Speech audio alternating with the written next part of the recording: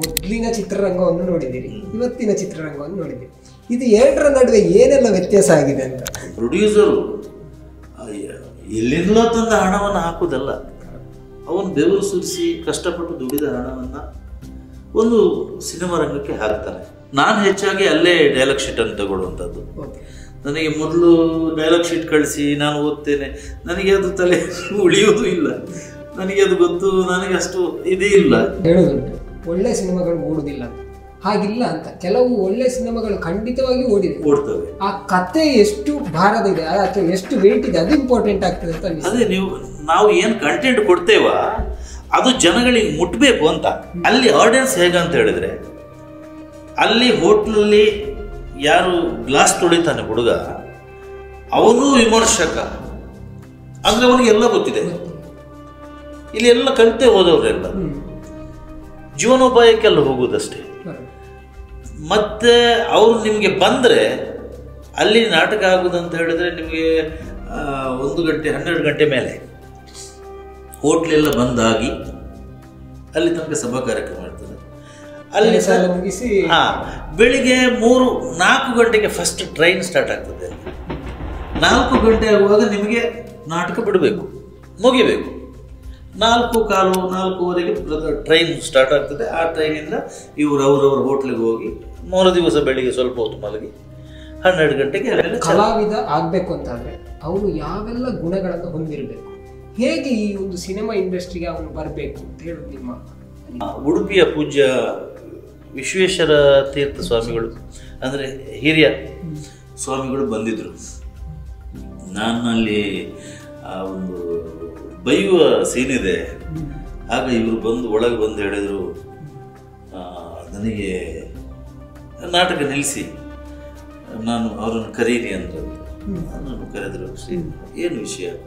ಅದು ಬಂಟ್ ಸಂಘ ಚುನ್ನಪಟ್ಟಿಯಲ್ಲಿ ಆಗಿತ್ತಂತ ಡ್ರಾಮಾ, ಈಗಲೂ ನನಗೆ ನೆನಪಿದೆ. ಅವ್ರು ಹೇಳಿದ ವಾಕ್ಯ, ನನಗೆ ನೀವು ಅದು ಬೈಯುವುದು ನನಗೆ ಕೇಳಲಿಕ್ಕೆ ಆಗುವುದಿಲ್ಲ, ಒಳ್ಳೆಯದಾಗಲಿ ಅಂಥೇಳಿ ನನ್ನ ಬಾಯಿಗೆ ಅಕ್ಕಿ ಕಾಳು ಹಾಕಿ ಒಂದು ಆ್ಯಪಲ್ ಕೊಟ್ಟು ಆಶೀರ್ವಾದ ಮಾಡಿ ನನಗೆ ಹೋಗಿದ್ದಾರೆ.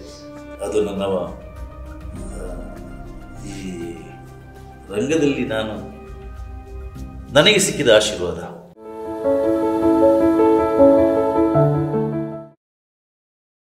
ವೀಕ್ಷಕರೇ ನಮಸ್ಕಾರ. ನಮ್ಮ ಜೊತೆ ಒಬ್ಬರು ವಿಶೇಷವಾದಂತಹ ಅತಿಥಿ ಇದ್ದಾರೆ.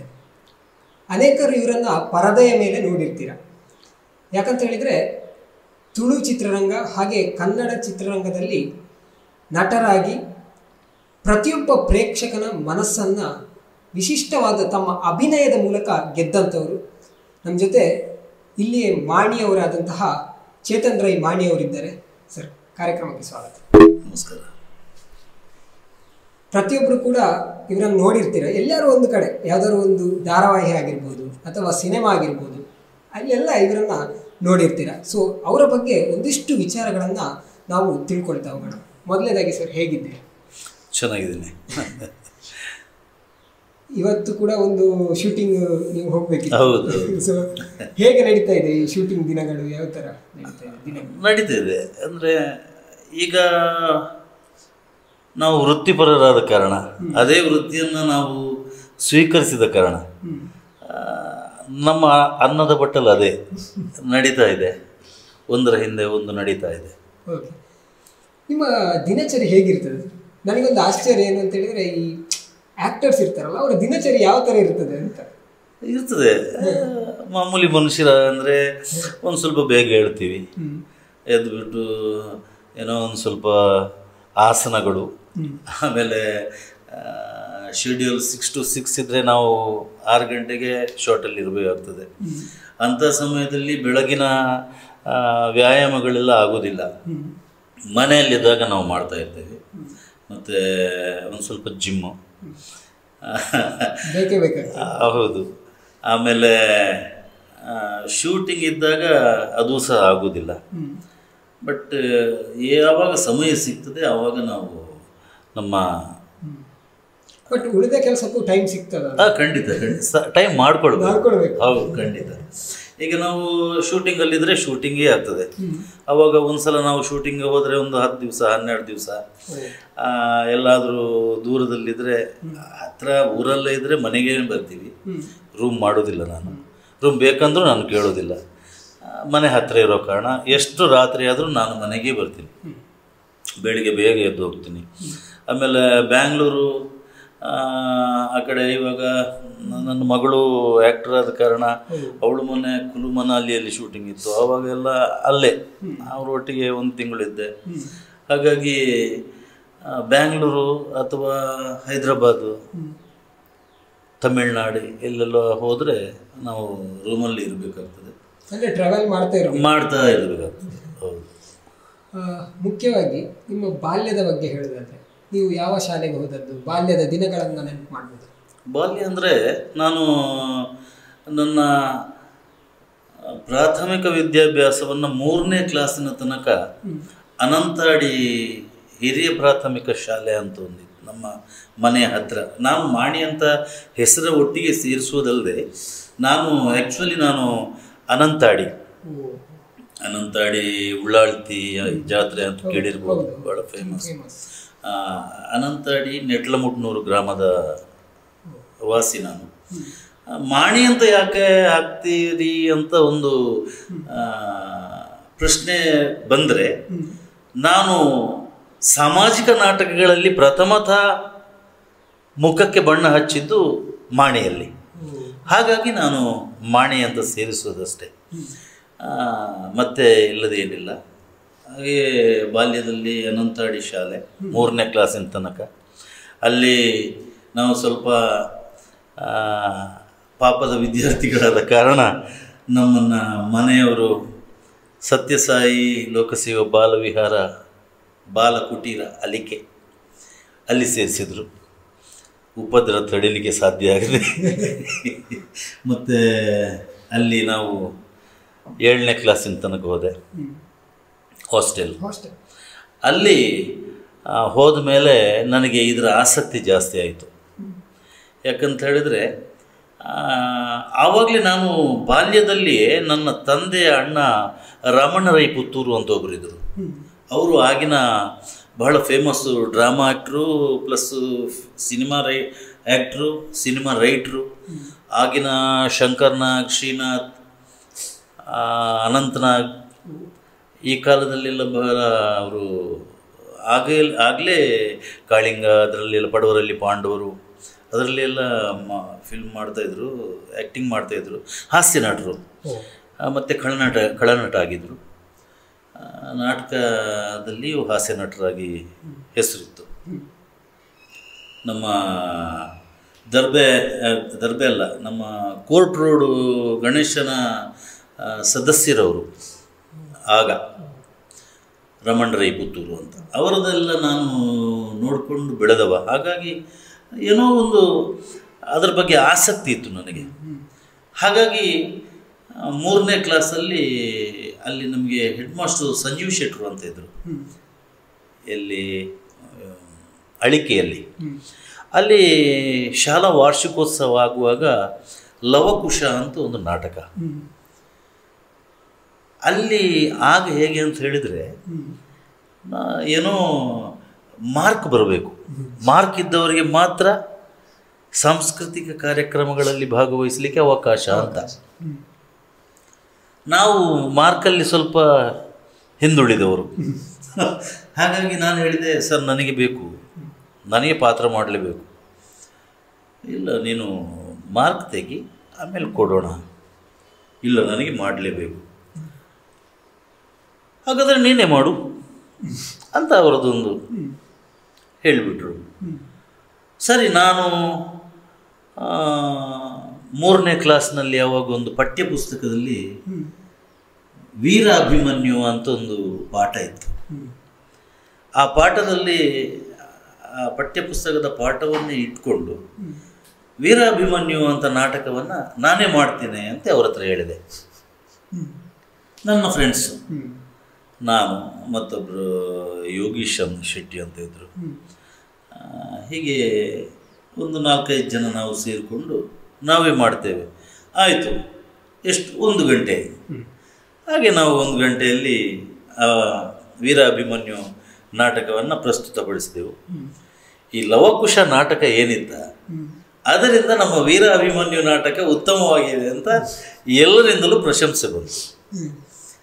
ನಾನು ಅಭಿಮನ್ಯು ಅದರಲ್ಲಿ.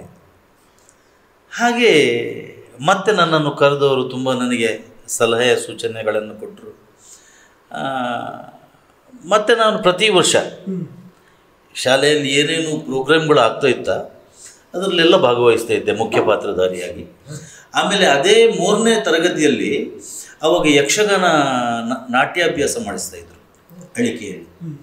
ಈಗ ದಿವಂಗತ ಉಪ್ಪಳ ಕೃಷ್ಣ ಮಾಸ್ಟರು ಈಗ ನಮ್ಮನ್ನು ಅಗಲಿದ್ದಾರೆ. ಅವರು ಬಹಳ ಒಳ್ಳೆಯ ಗುರುಗಳು.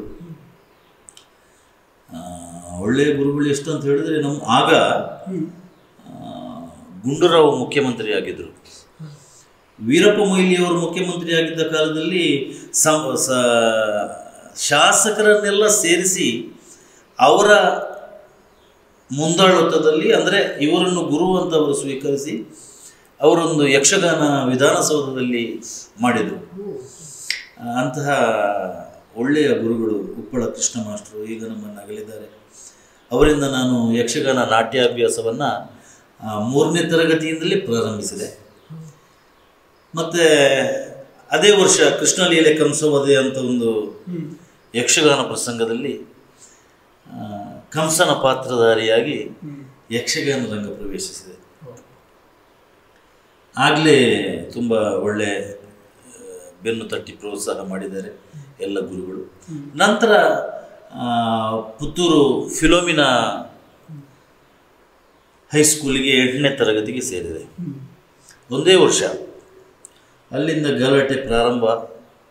ಅಲ್ಲಿಂದ ದೇವರ ದಯದಿಂದ ನನ್ನನ್ನು ಡಿಬಾರ್ ಮಾಡಿದರು. ಮತ್ತು ಮಾಣಿ ಕರ್ನಾಟಕ ಹೈಸ್ಕೂಲ್ ಮಾಣಿ, ಇಲ್ಲಿ ನಾನು ಸೇರಿದೆ. ಆಮೇಲೆ ಅಲ್ಲೇ 10ನೇ ತರಗತಿ ಅಲ್ಲೇ ಪೂರ್ಣಗೊಳಿಸಿ ಮತ್ತು ಕಾಲೇಜಿಗೆ ವಿವೇಕಾನಂದ ಕಾಲೇಜು, ಅಲ್ಲಿ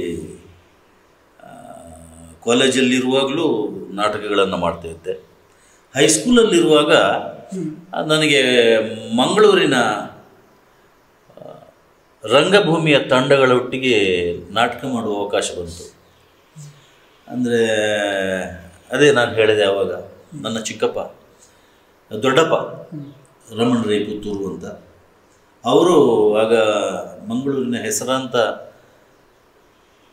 ತಂಡದಲ್ಲಿದ್ದರು. ಆವಾಗ ನಾನು ಹೆಸರಾಂತ ಕಲಾವಿದರೊಂದಿಗೆ, ಆವಾಗ ನಾನು ಮಂಗಳೂರಿಗೆ ನಾನು ಪ್ರಪ್ರಥಮವಾಗಿ ಹೀರೋ ಆಗಿ ನಾಟಕಕ್ಕೆ ಹೋದವ, ನಾಯಕ ನಟನಾಗಿ ನಾಟಕಕ್ಕೆ ಹೋದೆ.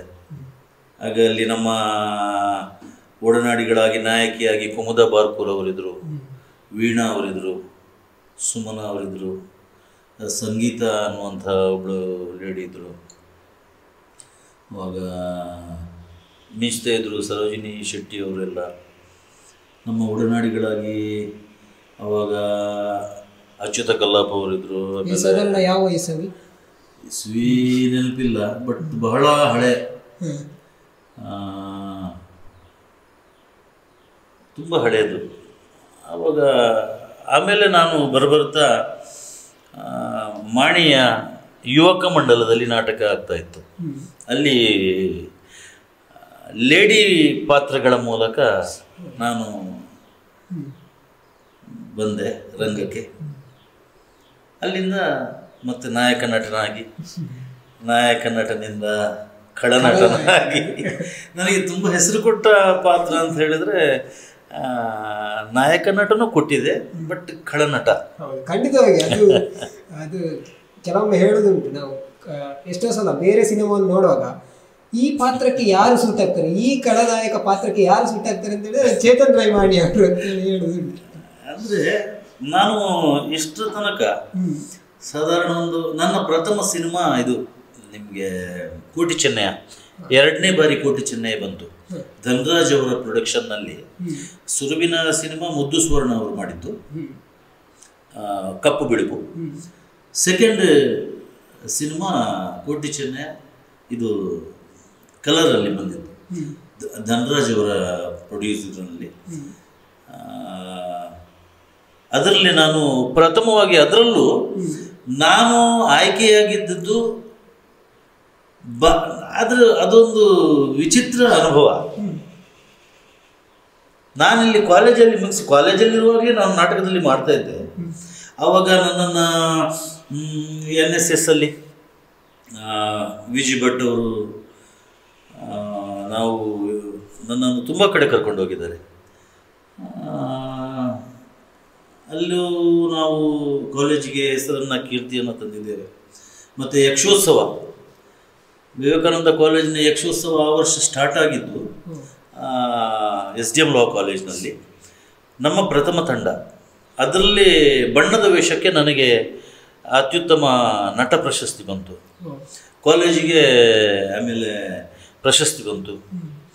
ಆಮೇಲೆ ಮೋಸ್ಟ್ಲಿ ಬಂದದ್ದು ನನಗೆ ಗೊತ್ತಿಲ್ಲ. ಅದೇ ನಾವಿರುವಾಗ ಸಾಂಸ್ಕೃತಿಕ ಇದರಲ್ಲಿ ನಾವೆಲ್ಲ ಎಲ್ಲ ಕಡೆ ಹೆಸರು ಗಳಿಸಿದ್ದೇವೆ ಕಾಲೇಜಿಗೆ. ಅದರ ಕೀರ್ತಿಯೆಲ್ಲ ನಮ್ಮ ಗುರುಗಳಾದ ವಿಜಿ ಭಟ್ ಅವರಿದ್ದರು, ಅವರಿಗೆ ಸಲ್ಲಬೇಕು. ಆಮೇಲೆ ಅಮೃತ ಸೋಮೇಶ್ವರ್ ಅವರಿದ್ದರು, ಅವರಿಗೆ ಸಲ್ಲಬೇಕು. ನಮ್ಮ ಕನ್ನಡ ಏನು ನಾವೀಗ ಫ್ಲೂಯೆಂಟ್ ಮಾತಾಡ್ತೇವ, ಅದಕ್ಕೆ ಕಾರಣ ಅಮೃತ ಸೋಮೇಶ್ವರು. ಖಂಡಿತವಾಗಿ ನಮ್ಮನ್ನು ತಿದ್ತಾ ಇದ್ರು. ನಾನು ಹಲವಾರು ಸಿನಿಮಾಗಳಲ್ಲಿ ಬ್ಯಾಂಗ್ಳೂರು ಕನ್ನಡ ಮಾತಾಡ್ತೇನೆ, ನಮ್ಮ ಮಂಗಳೂರು ಕನ್ನಡ ಮಾತಾಡ್ತೇನೆ. ಮಾರಿಕೊಂಡವರು ಅಂತ ಸಿನಿಮಾದಲ್ಲಿ ಮಂಡ್ಯ ಕನ್ನಡ ಮಾತಾಡಿದ್ದೇನೆ. ಹಾಗೆ ಕನ್ನಡದಲ್ಲಿ ಬೇರೆ ಬೇರೆ, ಉತ್ತರ ಕನ್ನಡ ಭಾಷೆ ಬೇರೆ ಇದೆ, ನಮ್ಮ ಭಾಷೆ ಬೇರೆ ಇದೆ. ಅದನ್ನು ಈ ಟಂಗ್ ಟ್ವಿಸ್ಟ್ ಆಗಬೇಕಲ್ಲ, ಅದಕ್ಕೆ ಮುಖ್ಯ ಕಾರಣ ಅಮೃತ ಸೋಮೇಶ್ವರು. ಅವರಿಗೆ ನಾನು ಈ ಮೂಲಕ ಧನ್ಯವಾದ ಹೇಳ್ತೀನಿ. ವಿಜಿ ಭಟ್ರವ್ರಿಗೆ ಧನ್ಯವಾದ ಹೇಳ್ತೀನಿ. ಅವರು ಪ್ರಿನ್ಸಿಪಾಲ್ ಆಗಿ ಮೊನ್ನೆ ತಾನೇ ರಿಟೈರ್ಡ್ ಆಗಿದ್ದಾರೆ. ಮತ್ತು ಅಲ್ಲಿಂದ ಈ ಕಾಲೇಜ್ ಪಯಣ ಮುಗಿದ ಮೇಲೆ ನಾನು ಪುತ್ತೂರಲ್ಲಿ ಸ್ವಲ್ಪ ಗಲಾಟೆ ಪೆಟ್ಟೆಲ್ಲ ಮಾಡಿಕೊಂಡಿದ್ದೆ. ಅದಕ್ಕೋಸ್ಕರ ನಮ್ಮ ಮನೆಯಿಂದ ಬಾಂಬೆಗೆ ಕಳಿಸಿದರು. ಬಾಂಬೆಯಲ್ಲಿ ನಮ್ಮ ಎಲ್ಲೇ ಸಂಬಂಧಿಕರ ಹೋಟ್ಲ್ಗಳಲ್ಲಿ ಎಲ್ಲ ಕ್ಯಾಶರ್ ಆಗಿ, ಮ್ಯಾನೇಜರ್ ಆಗಿ ಇದ್ದೆ. ಅಲ್ಲಿ ಅಭಿನಯ ಮಂಟಪ ಮುಂಬೈ ಅಂತ ಒಂದು ತಂಡ ಇದೆ, ಬಹಳ ಹೆಸರುವಾಸಿಯಾದ ತಂಡ. ಪೌರಾಣಿಕ, ಚಾರಿತ್ರಿಕ, ಐತಿಹಾಸಿಕ, ಸಾಮಾಜಿಕ ಈ ಮೂರೂ ನಾಟಕಗಳಲ್ಲಿಯೂ ಬಹಳ ಹೆಸರುವಾಸಿಯಾದ ತಂಡ. ಕನ್ನಡದ ಹೌದು. ಅಂದರೆ ತುಳುವರು, ತುಳುನಾಡಿನವರು ಎಲ್ಲರೂ ಹೋಗಿ ಅಲ್ಲಿ ಸೆಟ್ಲ್ ಆಗಿದ್ದಾರಲ್ಲ ಬಾಂಬೆಯಲ್ಲಿ, ಅವರು ಕಟ್ಟಿಕೊಂಡಂಥ ಒಂದು ಸಂಸ್ಥೆ ಅಭಿನಯ ಮಂಟಪ ಮುಂಬೈ ಅಂತ ಈಗಲೂ ಇದೆ. ಬಹಳ ವರ್ಷದ ಇತಿಹಾಸ ಇದ್ದ ಸಂಸ್ಥೆ. ಅಲ್ಲಿ ಒಳ್ಳೊಳ್ಳೆ ಹೆಸರಾಂತ ನಟರುಗಳಿದ್ದರು. ಆವಾಗ ಅದರಲ್ಲಿ ನಮ್ಮ ಫಸ್ಟಿಗೆ ಕೋಟಿ ಚೆನ್ನೈ ಇದರಲ್ಲಿ ಕೋಟಿ ಮಾಡಿದ್ರಲ್ಲ ವಮನ್ ರಾಜ್ ಎಲ್ಲ, ಅವರೆಲ್ಲ ಇದ್ದರು.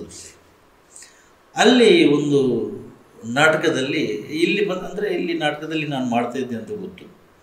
ಹಾಗಾಗಿ ಪ್ರಥಮ ಬಾರಿಗೆ ನನಗೆ ಒಂದು ಕೋಟಿ ಚೆನ್ನಯ್ಯ ಅಂತ ನಾಟಕದಲ್ಲಿ ಮಾಡುವ ಅವಕಾಶ ಬಂತು. ಕೋಟಿ ಚೆನ್ನಯ್ಯದಲ್ಲಿ ಪೇರುಮಳೆ ಬಳ್ಳಾಳ ಆ ಪಾತ್ರ ಮಾಡಿದೆ, ಬಹಳ ಹೆಸರುವಾಸಿ ಆಯಿತು. ಆಮೇಲೆ ಸುಯೋಧನ ಅಂತ ಒಂದು ಕನ್ನಡ ನಾಟಕ, ಅದು ಬಹಳ ಕಷ್ಟಕರವಾದ ನಾಟಕ. ಪ್ರಥಮವಾಗಿ ಅದು ಸುಯೋಧನ ನನಗೆ ಇದ್ದಿದ್ದು ಶಕುನಿ ಪಾತ್ರ. ಅಂದರೆ ಮಹಾಭಾರತದ ಕಥೆ. ಹೌದು. ಅಂದರೆ ಆ ಸುಯೋಧನ ಅಂದರೆ ಪ್ರಥಮವಾಗಿ ನಿಮಗೆ ಭೀಮ ದುರ್ಯೋಧನರ ಗದಾಯುದ್ಧ, ಭೀಮ ಬೀಳ್ತಾಳೆ, ಆಮೇಲೆ ಎದ್ದೇಳ್ತಾನೆ, ದುರ್ಯೋಧನ ಬೀಳ್ತಾನೆ. ದುರ್ಯೋಧನ ಬಿದ್ದಲ್ಲಿಗೆ ಒಂದೊಂದೇ ಈ ಪ್ರೇತಾತ್ಮಗಳು ಅವನ ಸುತ್ತ ಬರ್ತವೆ. ಭೀಷ್ಮ, ದ್ರೋಣ, ಕರ್ಣ ಎಲ್ಲರ ಪ್ರೇತಾತ್ಮಗಳು. ಅಂದರೆ ಇವರ ರಂಗದಲ್ಲೇ ಇರಬೇಕು. ಒಮ್ಮೆ ಹೋದರೆ ಇವರ ರಂಗದಲ್ಲೇ ಒಂದು ಸೀನು ಗ್ಯಾಪ್ ಇದೆ. ಕರ್ಣ ಆಮೇಲೆ ಕೃಷ್ಣರ ಸಂಭಾಷಣೆ ಅದೊಂದು ಸೀನ್ ಇದೆ, ಕುಂತಿ ಅಲ್ಲಿ ಒಂದು ಗ್ಯಾಪ್ ಇದೆ. ಮತ್ತೆ ಎಲ್ಲ ಇವನು ಇಡೀ ನಾಟಕ 1.5 ಗಂಟೆ ನಾಟಕ. ಅದು ಆರ್ ಕೃಷ್ಣಮೂರ್ತಿ ಅವರು ಬರೆದಿದ್ದು ಬಹಳ ಸುಂದರವಾದ ನಾಟಕ. ಅದನ್ನು ಎಂಡ್ ತನಕ ಮತ್ತೆ ಇರಬೇಕು. ಅದನ್ನು ಅಲ್ಲಿ ನಾವು ಪ್ರಸ್ತುತ ಮಾಡಿದ್ವಿ. ನಾನು ಶಕುನಿ ಪಾತ್ರ ಇದ್ದೆ. ದುರ್ಯೋಧನ ಪಾತ್ರ ಮಾಡುವವರು ವಾಮನ್ ರಾಜ್ ಇದ್ದರು. ಅವರು ಲಾಸ್ಟ್ ಮೂಮೆಂಟಲ್ಲಿ ನನಗೆ ಆಗೋದಿಲ್ಲ ಅಂತ ಹೇಳಿದರು. ಇಲ್ಲ, ನಾನು ಈ ಪಾತ್ರ ಬಹಳ ಕಷ್ಟ ಇದೆ. ಅಲ್ಲಿ ನಿಮಗೆ ಬಾಂಬೆದ ಆಡಿಯನ್ಸ್ ಹೇಗಂತ ಹೇಳಿದ್ರೆ, ನಿಮಗೆ ನಮ್ಮ ಈಗಿನ ಕೆಲವು ತಂಡಗಳು ಹೋಗ್ತೇವೆ. ನಮ್ಮ ತಂಡ ಇರುವಾಗ ನಾವು ಹೋಗ್ತಾ ಇದ್ವಿ, ಈಗಲೂ ಹೋಗ್ತಾ ಇದ್ದಾರೆ ಈಗ ತುಳು ತಂಡಗಳ. ಹೌದು ಹೌದು. ಆಮೇಲೆ ವಿಷಯಕ್ಕೆ ಬರೋಣ. ಅದು ಅಲ್ಲಿ ಆಡಿಯನ್ಸ್ ಹೇಗಂತ ಹೇಳಿದ್ರೆ, ಅಲ್ಲಿ ಹೋಟ್ಲಲ್ಲಿ ಯಾರು ಗ್ಲಾಸ್ ತೊಳಿತಾನೆ ಹುಡುಗ, ಅವನು ವಿಮರ್ಶಕ. ಅಂದರೆ ಅವನಿಗೆ ಎಲ್ಲ ಗೊತ್ತಿದೆ. ಇಲ್ಲಿ ಎಲ್ಲ ಕಲಿತೇ ಹೋದವರೆಲ್ಲ ಜೀವನೋಪಾಯಕ್ಕೆಲ್ಲ ಹೋಗುವುದಷ್ಟೇ. ಮತ್ತು ಅವರು ನಿಮಗೆ ಬಂದರೆ ಅಲ್ಲಿ ನಾಟಕ ಆಗುವುದಂತ ಹೇಳಿದರೆ ನಿಮಗೆ 1 ಗಂಟೆ 12 ಗಂಟೆ ಮೇಲೆ ಹೋಟ್ಲೆಲ್ಲ ಬಂದಾಗಿ ಅಲ್ಲಿ ತನಕ ಸಭಾ ಕಾರ್ಯಕ್ರಮ ಇರ್ತದೆ. ಅಲ್ಲಿ ಮುಗಿಸಿ ಬೆಳಿಗ್ಗೆ 3-4 ಗಂಟೆಗೆ ಫಸ್ಟ್ ಟ್ರೈನ್ ಸ್ಟಾರ್ಟ್ ಆಗ್ತದೆ. ಅಲ್ಲಿ 4 ಗಂಟೆ ಆಗುವಾಗ ನಿಮಗೆ ನಾಟಕ ಬಿಡಬೇಕು, ಮುಗಿಬೇಕು. 4:15-4:15ವರೆಗೆ ಟ್ರೈನ್ ಸ್ಟಾರ್ಟ್ ಆಗ್ತದೆ. ಆ ಟ್ರೈನಿಂದ ಅವರವ್ರ ಹೋಟ್ಲಿಗೆ ಹೋಗಿ 3 ದಿವಸ ಬೆಳಿಗ್ಗೆ ಸ್ವಲ್ಪ ಹೊತ್ತು ಮಲಗಿ 12 ಗಂಟೆಗೆ ಆಮೇಲೆ ಚಾಲು. ಲೇಡೀಸ್ ಬರಲ್ಲ. ಹಾಗೆ ಅಲ್ಲಿ ಇವರು ಹೇಗೆ ಅಂತ ಹೇಳಿದರೆ, ರಾತ್ರಿ ಸ್ವಲ್ಪ ಎಲ್ಲ ಹಾಕಿ ಬರುವವರು ಇರೋದಲ್ಲಿ ನಾವು ಎಲ್ಲಿ ತಪ್ಪಿದೆವು, ಅವರಿಗೆ ಎಲ್ಲಿ ಬೋರ್ ಆಯಿತು, ಬೋಲೆಯ ಅಂತ ಬೊಬ್ಬೆ ಹಾಕ್ತಾರೆ. ಅವರು ಕೈಗೆ ಸಿಕ್ಕಿದ ಬಾಟ್ಲಿಯನ್ನು ಹೊಡಿತಾರೆ ಸ್ಟೇಜ್ಗೆ. ಅಂಥ ಕಾಲಗಳಿತ್ತು. ಹೊರ ಪೋಲೆ ಮರ ಅಂತ ಅಂದರೆ ತಾಳ್ಮೆ ಕಳ್ಕೊಳ್ತಾರೆ ಅವರು. ಹಾಗಾಗಿ ನಾವು ಅಲ್ಲಿ ನಾಟಕ ಮಾಡಿದೆವು. ಆ ನಾಟಕ ಸಕ್ಸಸ್ ಆಯಿತು. ಆ ನಾಟಕಕ್ಕೆ ನಮ್ಮ ಉಡುಪಿಯ ಪೂಜ್ಯ ವಿಶ್ವೇಶ್ವರ ತೀರ್ಥ ಸ್ವಾಮಿಗಳು, ಅಂದರೆ ಹಿರಿಯ ಸ್ವಾಮಿಗಳು ಬಂದಿದ್ದರು. ನಾನಲ್ಲಿ ಒಂದು ಬೈಯುವ ಸೀನಿದೆ.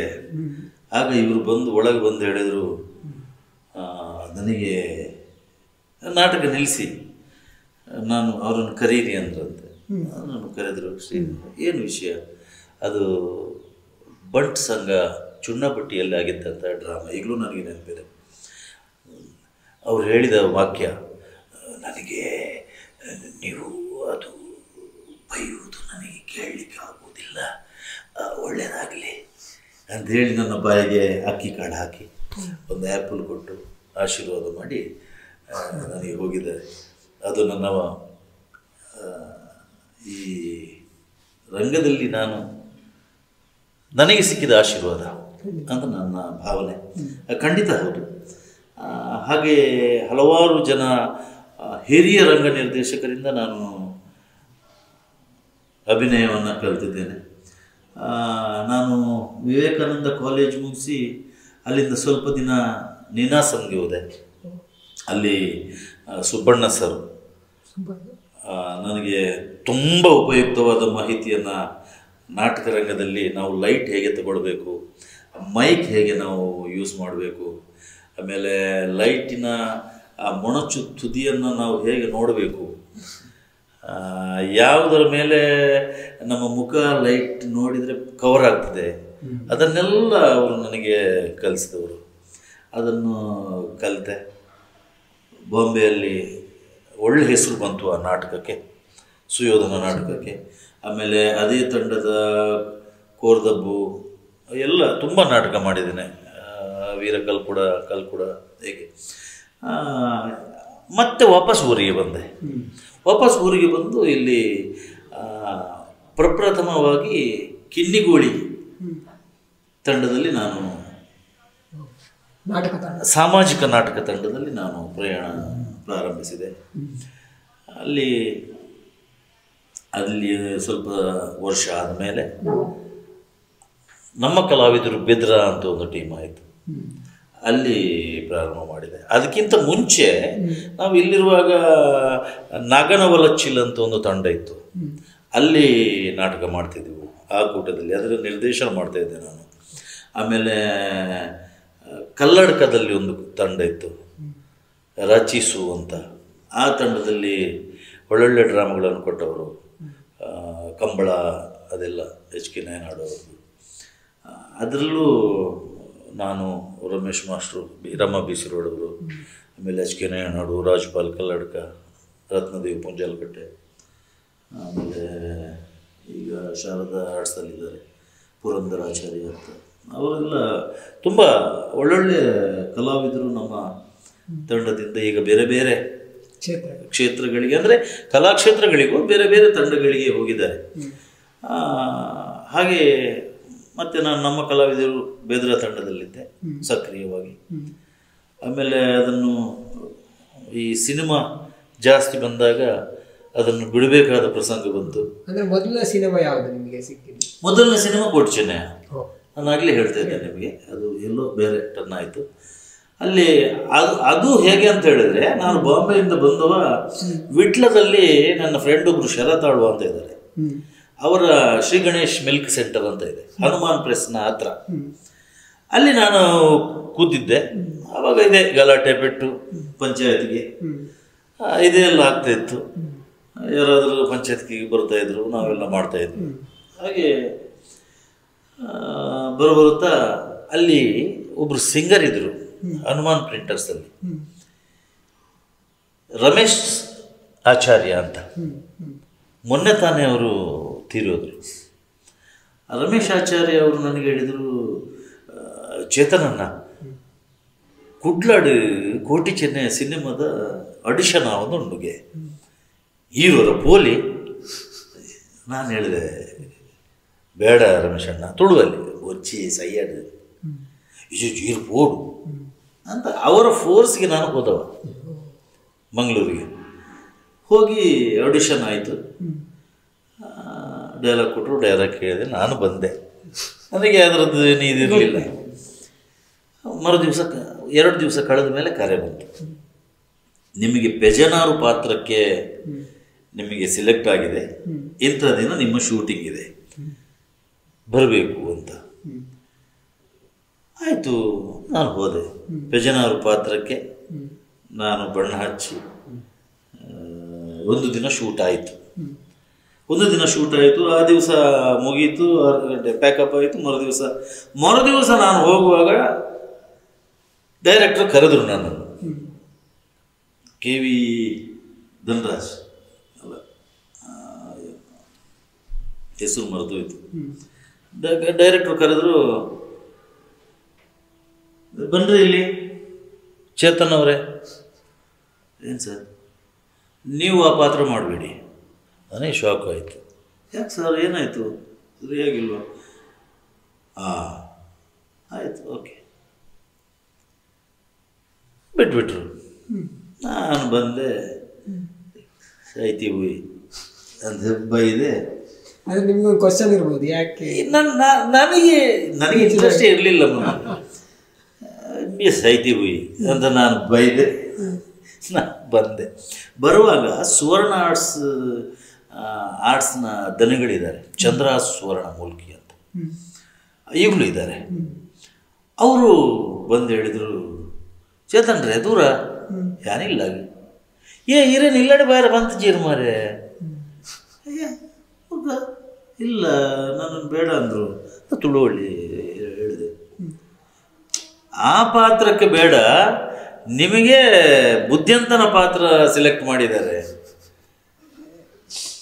ಮತ್ತೆ ಅದನ್ನು ಹೇಳಲೇ ಇಲ್ಲ ಅವರು. ಅದು ಗೊತ್ತಿಲ್ಲ ನನಗೆ. ನಿಲ್ಲಿ ಇವತ್ತು ಶೂಟಿಂಗ್ ಇದೆ ಮಧ್ಯಾಹ್ನ ಮೇಲೆ. ಮತ್ತೆ ವಾಪಸ್ ಕರೆದ್ರು ಇವರೇನು ಹೋಗಿ ಏನೋ ಹೇಳಿದರು. ವಾಪಸ್ ಕರೆದ್ರು, ನೀವು ಮಧ್ಯಾಹ್ನ ಮೇಲೆ ನಿಮಗೆ ಶೂಟಿಂಗ್ ಇದೆ ಹೇಳ್ತಾರೆ ಅವರು. ಆಮೇಲೆ ಹೋಗಿ ಅಂದ ನಾನು, ಇಲ್ಲಲ್ಲ ಶೂಟ್ ಆಗಿದ್ದಿರಲಿ ರೀ, ಇನ್ನೊಂದು ಶೂಟ್ ಮಾಡುವ ಅಂತ ಹೇಳಿ ಮತ್ತೆ ದೇವಗರ್ ಕುಗ್ಗಿಕಟ್ಟೆಗೆ ಆ ಪಾತ್ರ ಕೊಟ್ಟರು, ನನಗೆ ಮಲ್ಲಯ್ಯ ಬುದ್ಧಿ ಅಂತ ಪಾತ್ರ ಕೊಟ್ಟರು.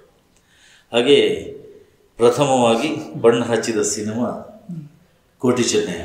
ಈ ಕೋಟಿ ಚೆನ್ನಯ್ಯರ ಪ್ರಭಾವ ನೋಡಿ ನನಗೆ ಈ ಕೋಟಿ ಚೆನ್ನಯ್ಯ ಪಾತ್ರ, ಆ ಸಿನಿಮಾ ಆಯಿತಾ, ಕೋಟಿ ಚೆನ್ನಯ್ಯ ನಾಟಕದಲ್ಲಿ ಪೆರುಮಳೆ ಬಳ್ಳಾಲ ಪಾತ್ರ ಮಾಡಿದ್ದೇನೆ, ಕೋಟಿ ಪಾತ್ರ ಮಾಡಿದ್ದೇನೆ.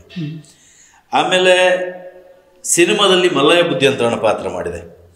ಆಮೇಲೆ ಸೂರ್ಯೋದಯ ಪೆರಂಪಾಡಿ ಅಂತ, ಹೌದು, ಮಣಿಪಾಲದವರು, ಸೂರ್ಯೋದಯ ಅಂತ ಪೆರಂಪಳ್ಳಿ, ಸೂರ್ಯೋದಯ್ ಪೆರಂಪಳ್ಳಿ ಅಂತ ಬಹಳ ಒಳ್ಳೆಯ ನಟ, ಒಳ್ಳೆಯ ನಿರ್ದೇಶಕ, ರಾಜ್ಯ ಪ್ರಶಸ್ತಿ ವಿಜೇತ ನಿರ್ದೇಶಕ. ಅವರು ದೇಯಿ ಬೈದಿದ್ದಿ ಅಂತ ಒಂದು ಸಿನಿಮಾ ಮಾಡಿದರು. ಅದರಲ್ಲಿ ನನಗೆ ಪೆರುಮಳೆ ಬಳ್ಳಾರನ ಪಾತ್ರ ನನಗೆ ಫಿಕ್ಸ್ ಆಗಿದ್ದಿತ್ತು. ನಾನು ಮಾಡ್ತೀನಿ ಅಂತ ಹೇಳಿದ್ದೆ. ಶೂಟಿಂಗ್ಗೆ 2 ದಿವಸ ಹೇಳ್ತಾರೆ, ನೀವು ಪೆಜನಾರ್ ಭಟ್ರು ಕ್ಯಾರೆಕ್ಟರ್ ಮಾಡಬೇಕು. ಅದರಲ್ಲಿ ಮೇನ್ ಕ್ಯಾರೆಕ್ಟರ್ ಪೆಜನಾರ್ ಭಟ್ರು ದೇವಿ ಬೈದಿದ್ದ ಸಿನಿಮಾದಲ್ಲಿ. ಅದ್ರ ದೇವಿ ಬೈದಿದೆಯ ಬಾಲ್ಯದಿಂದ ಎಂಡಿನವರೆಗಿನ ಕತೆ ಅರ್ಧದ ತನಕ ಇವಂದೇ ಇರೋದು, ಮುಕ್ಕಾಲು ಭಾಗ ಸಿನಿಮಾದಲ್ಲಿ. ಆಗ ನನಗೆ ಬೇರೆ ಸಿನಿಮಾಗಳಿತ್ತು, ಮೀಸೆ ಗೆಟಪ್ ಎಲ್ಲ ಈಗ ಮೀಸೆ ದೆಪ್ಪುಡತ್ತ ಮಾರ್ರೆ ಅಂತ ನಾನು ಅವ್ರಿಗೆ ಹೇಳಿದೆ. ಇಲ್ಲ ನೀವು ಮೀಸೆ ಇತ್ತು ಮಾಡಿ ಅಂತ ಹೇಳಿದರು. ನನಗೆ ಏನೋ ಅದು ಸರಿ ಕಾಣಲಿಲ್ಲ. ಹಾಗೆ ಯಾವ ಮೀಸೆ ಯಾವ ಥರದಲ್ಲಿ ಇತ್ತು ಆವಾಗ ಶಿವಮೊಗ್ಗ ಮೋಸ್ಟ್ಲಿ ಶೂಟಿಂಗ್ ಆಗ್ತಿತ್ತು. ಅದೇ ಥರದ ಮೀಸೆಯನ್ನು ನಾನು ನನ್ನ ಫ್ರೆಂಡ್ ಬಾಂಬೆಯಲ್ಲಿ ಒಬ್ರು ಇದ್ದಾರೆ, ವೀಕ್ ಮೇಕರು, ನರಸಿಂಹ ಶೆಟ್ಟಿಗಾರ ಅಂತ, ಮಂಜುನಾಥ್ ಶೆಟ್ಟಿಗಾರ ಅಂತ, ಅವ್ರ ಹತ್ರ ನಾನು ಮಾಡಿಸಿದೆ. ಅವರು ನಮ್ಮ ಹಿಂದಿ ಫಿಲ್ಮ್ ಎಲ್ಲ ಮೇಕಪ್ ಮ್ಯಾನ್, ನಮ್ಮ ಬಹಳ ಆತ್ಮೀಯರು.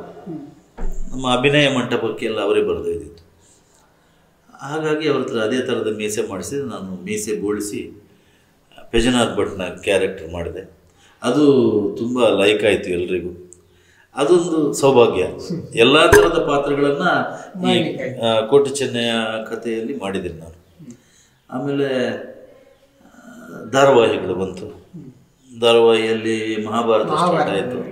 ಮಹಾಭಾರತದಲ್ಲಿ ದ್ರೋಣನ ಕ್ಯಾರೆಕ್ಟರ್ ಬಂತು, ನಾಗಕರ್ಣಿಕೆ ಬಂತು, ಅದರಲ್ಲಿ ಮಂತ್ರವಾದಿ, ಎಲ್ಲ ಮೇಜರ್ ಕ್ಯಾರೆಕ್ಟರ್ಗಳೇ ನನಗೆ ದೇವರದಿಂದ ಕಲಾಭಿಮಾನಿಗಳ ಆಶೀರ್ವಾದದಿಂದ ಒಲಿದು ಬಂತು. ನಡೀತಾ ಇದೆ ಜರ್ನಿ. ಈಗ ಒಂದು ನೀವು ನಾಟಕ ರಂಗದಿಂದ ಸಿನಿಮಾ ರಂಗಕ್ಕೆ ಬಂದರು. ಈ ಎರಡಕ್ಕೂ ಏನು ವ್ಯತ್ಯಾಸವನ್ನು ನೀವು ಗಮನಿಸಿದ್ರಿ? ನಮಗೆ ಖುಷಿ ಕೊಡೋದು ನಾಟಕ ರಂಗನೇ. ನಿಮಗೆ ನಾಟಕ ಅಂತ ಹೇಳಿದರೆ ಅದು ಅದ್ಭುತ. ಪ್ರೇಕ್ಷಕರಿಗೆ ಮತ್ತು ನಮಗೆ ನೇರವಾಗಿ ಸಂವಹನ ಕ್ರಿಯೆ ಆಗ್ತಾ ಇರುತ್ತೆ ಅಲ್ಲಿ. ನಿಮಗೆ ಅಲ್ಲಿ ಕಾಣ್ತಾ ಇರ್ತಾರೆ, ನಮಗೆ ಕಾಣ್ತಾ ಇರ್ತಾರೆ ಅವರ ಆ ಮುಖದ ಎಕ್ಸ್ಪ್ರೆಷನ್ಸು, ಅವರು ನಮ್ಮ ಪಾತ್ರಗಳಿಗೆ ಮಾಡುವ ರಿಯಾಕ್ಷನ್ಸು, ನಾವು ಅಭಿನಯ ಮಾಡುವಾಗ ಅವರ ಮುಖದ ಭಾವನೆಗಳು ಚೇಂಜ್ ಆಗೋದು. ಮತ್ತು ನಾಟಕ ಹೇಗೆ ಅಂತ ಹೇಳಿದ್ರೆ, ನಿಮಗೆ ಯಾವ ವ್ಯಕ್ತಿ, ನೀವು ನಮ್ಮ ಎದುರುಗಡೆಯ ವ್ಯಕ್ತಿ ಡೈಲಾಗ್ ಡೆಲಿವರಿ ಮಾಡಿ ಆ್ಯಕ್ಟಿಂಗ್ ಮಾಡ್ತಾ ಇದ್ದಾಗ ನಾವು ಸುಮ್ಮನೆ ಕೂತ್ಕೊಂಡ್ರೆ ನಮ್ಮ ಮುಖದಲ್ಲಿ ಯಾವ ಭಾವನೆಯೂ ಇಲ್ಲದೆ ನಾವು ನಮ್ಮ ಮುಂದಿನ ಡೈಲಾಗ್ ಯಾವುದಪ್ಪ ಅಂತ ನೆನಪಿಸಿಕೊಂಡ್ರೆ ಅದು ಮುಖದಲ್ಲಿ ಗೊತ್ತಾಗ್ತದೆ ನಿಮಗೆ. ಕರೆಕ್ಟ್. ಹೆಚ್ಚಿನವರು ಹಾಗೆ ಮಾಡ್ತಾ ಇದ್ದಾರೆ. ನಾವು ಎದುರುಗಡೆ ಇರುವ ಪಾತ್ರದ ಅಭಿನಯಕ್ಕೆ, ಸಂಭಾಷಣೆಗೆ ನಾವು ನಮ್ಮ ಅಭಿವ್ಯಕ್ತಿಯನ್ನು ಕೊಡಬೇಕು. ಆಗ ಎದುರುಗಡೆ ಇರುವ ಪಾತ್ರದ ಗಾತ್ರ ಹಿಗ್ಗುತ್ತದೆ, ಮೇಲೆ ಬರುತ್ತದೆ. ಹಾಗಾಗಿ ನಾಟಕವೇ ನಾಟಕ ಅಭಿನಯವೇ ಸಿನಿಮಾಕ್ಕಿಂತ ಒಳ್ಳೆಯದು. ಮತ್ತು ನಿಮಗೆ ಸಿನಿಮಾದಲ್ಲೂ ಕೂಡ ಅಷ್ಟೇ. ಈ ವರನಟ ಡಾಕ್ಟರ್ ರಾಜ್ಕುಮಾರ್ ಅವರು, ಈಗ ಮೊದಲನ ಯಾರು ದೊಡ್ಡಣ್ಣ ಅವರು ಇರ್ಬೋದು, ಚಂದ್ರು ಅವರು ಇರ್ಬೋದು, ಎಲ್ಲರೂ ನೋಡಿ ಎಲ್ಲ ನಾಟಕ ರಂಗದಿಂದಲೇ ಬಂದವರು. ನಿಮಗೆ ನಾಟಕ ರಂಗದಲ್ಲಿ ಹೇಗೆ ಆಗ್ತದೆ ಅಂತ ಹೇಳಿದರೆ, ಎಲ್ಲ ನಾವು ಓಪನ್ ಆಗಿ ಅಭಿನಯ ಮಾಡಲಿಕ್ಕೆ ಆಗ್ತದೆ. ದೂರದಲ್ಲಿದ್ದವರಿಗೆ ನಾವು ಕಾಣಬೇಕು. ಹಾಗಾಗಿ ನಾವು ಲೌಡಾಗಿ ಅಭಿನಯ ಮಾಡಬೇಕಾಗ್ತದೆ. ಆಂಗಿಕ ಅಭಿನಯ ಅಥವಾ ಮೌಖಿಕ ಡೈಲಾಗ್ ಡೆಲಿವರಿ ಆಗಿರ್ಬೋದು, ಕಣ್ಣು ಇದು ಮಾಡಿ. ಈ ಸಿನಿಮಾದಲ್ಲಿ ಹಾಗಲ್ಲ. ಸಿನಿಮಾದಲ್ಲಿ ಒಂದು ಚೌಕಟ್ಟಿದೆ, ಫ್ರೇಮ್ ಇದೆ. ಆ ಫ್ರೇಮ್ಗೆ 85 ಮಿಡ್ಡ ಅದರ ಮಿತಿ ಇದೆ. ಆ ಮಿತಿಗೆ ತಕ್ಕಂತೆ ನೀವು ಅಭಿನಯಿಸಬೇಕು. ಲೌಡಲ್ಲಿ ನೀವು ಎಲ್ಲ ಮಾಡಿದರೆ ಅದು ನಿಮಗೆ ನಾಟಕೀಯವಾಗಿಯೇ ಕಾಣ್ತದೆ. ಸಿನಿಮಾದಲ್ಲಿ ನಾವು ಸಿನಿಮಾದಲ್ಲಿ ಎಷ್ಟು ಅಂಡರ್ ಪ್ಲೇಯಲ್ಲಿ ಅಭಿನಯ ಮಾಡ್ತೇವ, ನಿಮ್ಮ ಪಾತ್ರಗಳು ಎದ್ದು ಕಾಣಲಿಕ್ಕೆ ಅಲ್ಲಿ ಸಹಕಾರಿಯಾಗ್ತದೆ. ಅಂದ್ರೆ ನೀವು ನಿಮಗೆ ಸಿನಿಮಾದಲ್ಲಿ ಬೇಕಾದ ಇಷ್ಟೇ. ಹೌದು, ಅಷ್ಟೇ. ಮುಖದ ಚರ್ಯೆ, ಅಭಿನಯ ಅಷ್ಟೇ. ನಾಟಕದಲ್ಲಿ ಹಾಗಲ್ಲ, ನಿಮ್ಮ ಆಂಗಿಕ ಅಭಿನಯ ಎಲ್ಲ ಬೇಕಾಗ್ತದೆ. ಈ ಸಿನಿಮಾದಲ್ಲಿ ಪಾತ್ರ ಮಾಡುವಾಗ ಆ ಪಾತ್ರದೊಳಗೆ ಎಷ್ಟು ನೀವು ಆಳವಾಗಿ ಅಧ್ಯಯನ ಮಾಡಬೇಕಾಗ್ತದೆ. ಅಂದ್ರೆ ನೀವು ಯಾವ ತರ ರೆಡಿ ಆಗ್ತೀರಿ ಅಂತ. ಈಗ ಒಂದು ಖಳನಾಯಕ ಪಾತ್ರ ಇದೆ, ಅದಕ್ಕೆ ನೀವು ಹೇಗೆ ಪ್ರಿಪೇರ್ ಆಗ್ತೀರಿ? ಅದು ಮೊದಲೆಲ್ಲ ತುಂಬ ಅದಕ್ಕೆ ನಾವು ಪ್ರಿಪೇರ್ ಮಾಡ್ತಾ ಇದ್ದೆವು. ಈಗ ಅಭ್ಯಾಸ ಆಗಿ ಹೋಗಿದೆ. ಒಬ್ಬರು ಡೈರೆಕ್ಟ್ರು ನಮ್ಮನ್ನು ಹಾಕಿಕೊಳ್ಳುವಾಗ ನಮ್ಮ ಪಾತ್ರದ ಬಗ್ಗೆ ನಮಗೆ ಹೇಳ್ತಾರೆ. ನಾನಂತೂ ಪೂರಾ ಕತೆ ಕೇಳ್ತೇನೆ, ಮತ್ತು ನನ್ನ ಪಾತ್ರ ಯಾವುದು, ನನ್ನ ಪಾತ್ರದ ಬಗ್ಗೆ ಹೇಳ್ತಾರೆ ಅವರು. ನಮಗೊಂದು ಅಂದಾಜು ಚೌಕಟ್ಟು ಬಂದಿರ್ತದೆ. ಮತ್ತು ಆ ಪಾತ್ರದ ಯಾವ ರೀತಿ ಹೋಗಬೇಕು, ನಿಮ್ಮ ಅನಿಸಿಕೆಯಲ್ಲಿ ಆ ಪಾತ್ರ ಯಾವ ರೀತಿ ಹೋಗಬೇಕು ಅಂತ ನಮ್ಮ ಒಂದು ಕ್ವಶನ್. ಅದಕ್ಕೆ ಅವರು ಅವರದೇ ಆದ ಅವರ ತಲೆಯಲ್ಲಿ ಏನಿದೆಯೋ ಡೈರೆಕ್ಟ್ರು ಅವರು ನಮಗೆ ಹೇಳ್ತಾರೆ, ಹೀಗೀಗೆ ಹೋದರೆ ನನ್ನ ಇದರಲ್ಲಿ ನಾನು ಹೀಗೆ ಹೋಗಬೇಕು ಅಂತ ಇದೆ. ಅದನ್ನು ಮತ್ತು ನಮ್ಮದನ್ನು ಸೇರಿಸಿ ಒಂದು ಸ್ವಲ್ಪ ನಾವು ಅದಕ್ಕೆ ಇದು ಕೊಡ್ತೇವೆ. ಮತ್ತು ನಾನು ಹೆಚ್ಚಾಗಿ ಬೇರೆಯವ್ರದ್ದು ನನಗೆ ಗೊತ್ತಿಲ್ಲ, ನಾನು ಹೆಚ್ಚಾಗಿ ಅಲ್ಲೇ ಡೈಲಾಗ್ ಶೀಟ್ ಅನ್ನು ತಗೊಳ್ಳುವಂಥದ್ದು. ನನಗೆ ಮೊದಲು ಡೈಲಾಗ್ ಶೀಟ್ ಕಳಿಸಿ ನಾನು ಓದ್ತೇನೆ, ನನಗೆ ಅದು ತಲೆ ಉಳಿಯೋದು ಇಲ್ಲ, ನನಗೆ ಅದು ಗೊತ್ತು, ನನಗೆ ಅಷ್ಟು ಇದೇ ಇಲ್ಲ, ತಾಳ್ಮೆಯೂ ಇಲ್ಲ. ಬಟ್ ನಾನು ಆಗಲೇ ಡೈಲಾಗ್ ಶೀಟ್ ತಗೊಳ್ತೇನೆ, ನಾನು ಆಗಲೇ ರೆಡಿಯಾಗಿ ಒಂದೊಂದು ಶಾರ್ಟ್ಗೆ ನಾನು ರೆಡಿಯಾಗಿ ಹೇಳ್ತೇನೆ. ನನ್ನ ವಿಷಯ ಅಷ್ಟು. ಅದರ ಹಿಂದೆ ಅಭ್ಯಾಸಗಳಿರ್ತದೆ, ಏನಾದ್ರು ನಟನೆ ಅಭ್ಯಾಸವ ಅಥವಾ? ಇಲ್ಲ, ಮೊದಲು ಮಾಡ್ತಾ ಇದ್ದೆ. ಮೊದಲು ನಾಟಕ ಅದೇ ಅಲ್ಲ, ಕ್ಲಾಸಿಗೆ ಹೋಗಿದ್ದು. ನಮಗೆ ನೀನಾಸಂನಲ್ಲಿ ಅದೇ ಕಲಿಸಿದ್ದು. ನಮಗೆ ಇಷ್ಟು ಡ್ರಾಮಾ, ನಾನು ಅಂದರೆ ಸಾಧಾರಣ ಒಂದು 5-6 ಸಾವಿರ ಡ್ರಾಮಾ ಮಾಡಿರ್ಬೋದು. ಅಂದರೆ ಒಂದೊಂದು ಡ್ರಾಮಾಗಳೇ 250-300 ಶೋಗಳಾಗಿವೆ. ಟೋಟಲ್ ಸಾಮಾಜಿಕ, ಪೌರಾಣಿಕ, ಐತಿಹಾಸಿಕ ಎಲ್ಲ ಸೇರಿ ನಾನು ಹೇಳಿದ್ದು. ಅಷ್ಟು ಮಾಡಿ ಮಾಡಿ ಮಾಡಿ ಅದು ಅಭ್ಯಾಸ ಆಗಿಬಿಟ್ಟಿದೆ. ಮತ್ತು ಗಾಡ್ ಗಿಫ್ಟ್, ಒಂದು ದೇವರ ದಯದಿಂದ ನಾವು ಏನು ಮಾಡ್ತೇವೋ ಅದನ್ನು ಕಲಾಭಿಮಾನಿಗಳು ಸ್ವೀಕರಿಸ್ತಾರೆ, ನಮಗೆ ಆಶೀರ್ವದಿಸ್ತಾರೆ ಅಷ್ಟೇ. ಇನ್ನೊಂದು ವಿಷಯ ನನಗೆ ಅನಿಸೋದು, ಒಬ್ಬ ಕಲಾವಿದ ಅಥವಾ ಎಲ್ಲ ಪಾತ್ರಗಳನ್ನು ಮಾಡಲಿಕ್ಕೆ ರೆಡಿ ಇರಬೇಕು. ಖಂಡಿತ ಖಂಡಿತ. ಈಗ ಎಷ್ಟೋ ಕಡೆ ಏನಾಗ್ತಿದೆ ಅಂತ ಹೇಳಿದ್ರೆ, ಈ ಪಾತ್ರವೇ ಬೇಕು ಆ ಪಾತ್ರ, ಬಟ್ ಹಾಗಲ್ಲ. ನೀವು ಆಗ ಹೇಳ್ತಾ ಇದ್ದಾಗ ನಾನು ಗಮನಿಸ್ತಾ ಇದ್ದೆ, ಪ್ರತಿಯೊಂದು ಪಾತ್ರವನ್ನು ಮಾಡಿದ್ದೀರಿ, ಅದರಲ್ಲಿ ಬೇರೆ ಬೇರೆ. ಸೊ ಅದು ನಾನು ನೋಡಿ, ನಾನು ಲೇಡಿ ಪಾತ್ರ ಮಾಡಿದ್ದೇನೆ ನಾಟಕದಲ್ಲಿ, ಖಳ ಪಾತ್ರ ಮಾಡಿದ್ದೇನೆ, ಪೋಷಕ ನಟ ಪಾತ್ರ ಮಾಡಿದ್ದೇನೆ, ಕಾಮಿಡಿ ಮಾಡಿದ್ದೇನೆ, ಮತ್ತಿನ್ನೇನು ಎಲ್ಲ ಆಯ್ತು ಅಲ್ಲಿಗೆ. ಯಾಕೆ ಈ ನಟನಿಗೆ ಎಲ್ಲ ಪಾತ್ರ ಮಾಡೋದು ಇಂಪಾರ್ಟೆಂಟ್ ಆಗ್ತದೆ? ಒಬ್ಬ ನಟನಿಗೆ, ನಟನಾದವನಿಗೆ ತಾನು ಎಲ್ಲ ಪಾತ್ರಗಳನ್ನು ಮಾಡಿ ತೋರಿಸಬೇಕು, ಅವ ಒಬ್ಬ ಶ್ರೇಷ್ಠ ನಿರ್ದೇಶಕನಾಗ್ತಾನೆ ಅಂತ ನನ್ನ ಗುರುಗಳು ಹೇಳಿದ ಮಾತು, ಸುಬ್ಬಣ್ಣ ಸರ್ ಅವರು. ಹಾಗಾಗಿ ನಮಗೆ ಅಲ್ಲಿ ಕಲಿಸುವಾಗಲೇ ನಮಗೆ ಕಲಿಸ್ತಾ ಇದ್ರು. ಕಾಮಿಡಿ ಬಂದಾಗ ನಾವು ನಮ್ಮ ಬಾಡಿ ಲ್ಯಾಂಗ್ವೇಜ್ ಹೇಗಿರಬೇಕು, ಡೈಲಾಗ್ ಡೆಲಿವರಿ ಸ್ಟೈಲ್ ಹೇಗಿರಬೇಕು, ಖಳನಟ ಆಗಿರಬೇಕಾದ್ರೆ ನಮ್ಮ ಡೆಲಿವರಿ ಸ್ಟೈಲ್ ಹೇಗಿರಬೇಕು, ನಮ್ಮ ಮುಖಚರ್ಯೆ ಹೇಗಿರಬೇಕು, ಆಂಗಿಕ ಅಭಿನಯ ಹೇಗಿರಬೇಕು, ಪೋಷಕ ನಟನೆಗೆ ಹೇಗಿರಬೇಕು, ಇದೆಲ್ಲ ಅದು ನಾಟಕದ ಬಗ್ಗೆ ಕಲಿಸಿರೋದವರು. ಅದನ್ನು ನಾವು ಸ್ವಲ್ಪ ಈ ಸಿನಿಮಾಕ್ಕೆ ನಾವು ಅದನ್ನು ಅಳವಡಿಸಿಕೊಂಡಿದ್ದೇವೆ. ಆದ್ದರಿಂದ ಸ್ವಲ್ಪ ಮಟ್ಟಿನ ಯಶಸ್ಸು ನಮಗೆ ಖಂಡಿತ ಸಿಕ್ಕಿದೆ. ಅದೇ ನಮ್ಮ ಜೀವನದ ಯಶಸ್ಸಿಗೆ ಕಾರಣ ಅಂತ ನಾನು ತಿಳ್ಕೊಳ್ತೇನೆ. ಇನ್ನೊಂದು ಏನು ಅಂತ ಹೇಳಿದ್ರೆ, ನೀವು ಮೊದಲಿನ ಚಿತ್ರರಂಗವನ್ನು ನೋಡಿದ್ದೀರಿ, ಇವತ್ತಿನ ಚಿತ್ರರಂಗವನ್ನು ನೋಡಿದ್ದೀರಿ. ಇದು ಎರಡರ ನಡುವೆ ಏನೆಲ್ಲ ವ್ಯತ್ಯಾಸ ಆಗಿದೆ ಅಂತ? ಅದು ಏನಂತ ಹೇಳೋದು ಅಂದರೆ, ನಿಮ್ಮ ಮೊದಲಿನ ಚಿತ್ರರಂಗದಲ್ಲಿ ಶ್ರದ್ಧೆ ಇತ್ತು, ಆಮೇಲೆ ವಿನಯವಂತಿಕೆ ಇತ್ತು, ಗುರುಭಕ್ತಿ ಇತ್ತು, ಹಾಡುಗಳನ್ನು ಹೇಗೆ ಕೊಟ್ಟರೆ ನಮ್ಮ ಆಡಿಯನ್ಸ್ ಸ್ವೀಕಾರ ಮಾಡ್ತಾರೆ, ಅದು ಇಂಥದ್ದೇ ಹಾಡಿನಲ್ಲಿ ಒಂದು ಮೂಲ ತತ್ವ ಇರಬೇಕು ಅಂತ ಇತ್ತು. ಈಗ ಅಂಥದ್ದೇನಿಲ್ಲ. ಈಗ ಇವತ್ತು ನಮ್ಮ ಒಂದು ಸಿನಿಮಾದಲ್ಲಿ ಅಸೋಸಿಯೇಟ್ ಆಗಿ ಒಬ್ಬರು ಇರ್ತಾರೆ, ಕಟ್ ಮಾಡಿದರೆ ಅವರು ಡೈರೆಕ್ಟರ್ ಆಗಿರ್ತಾರೆ. ಅಣ್ಣ ನಾನೊಂದು ಸಿನಿಮಾ ಮಾಡ್ತಾ ಇದ್ದೇನೆ, ನೀವೊಂದು ಅಭಿನಯಿಸಬೇಕು. ಪುಣ್ಯಾತ್ಮನಿಗೆ ಏನೂ ಗೊತ್ತಿಲ್ಲ. ಅವನಿಗೆ ಟೇಕ್ ಬರ್ಕೊಳ್ಳಿಕ್ಕೂ ಬೇರೆಯವರು ಹೇಳ್ತಾ ಇದ್ರು ಮೊದಲಿನ ಸಿನಿಮಾದಲ್ಲಿ. ಈಗ ಕಟ್ ಮಾಡಿದರೆ ಅವನು ನಿರ್ದೇಶಕ. ಅಂಥವರು ಸಿನಿಮಾದಲ್ಲಿ ಮಾಡಿತಾ ಇದ್ದಾರೆ.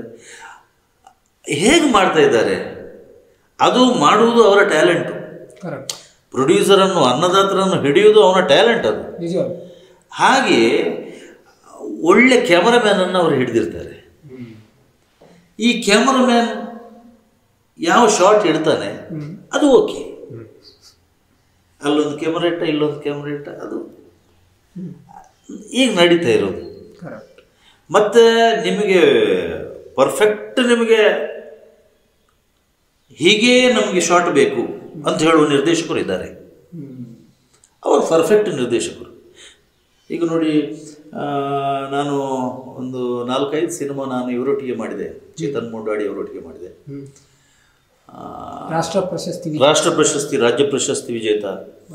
ಹೌದು, ಮದಿಪು, ಆಮೇಲೆ ವರ್ಣಪಟಲ, ಆಮೇಲೆ ಭವಪೂರ್ಣ, ನಮ್ಮ ಈಗ ತುಳು, ಕನ್ನಡ, ಮಲಯಾಳಮಲ್ಲಿ ದಿಗಿಲು ಅಂತ ಒಂದು ಮಾಡ್ತಾ ಇದ್ದಾರೆ. ಅವರೆಲ್ಲ ಅದು ಇಂಥದ್ದೇ ಶಾಟ್ ಬೇಕು ಅಂದರೆ ಇಂಥದ್ದೇ ಶಾಟ್ ಬೇಕು.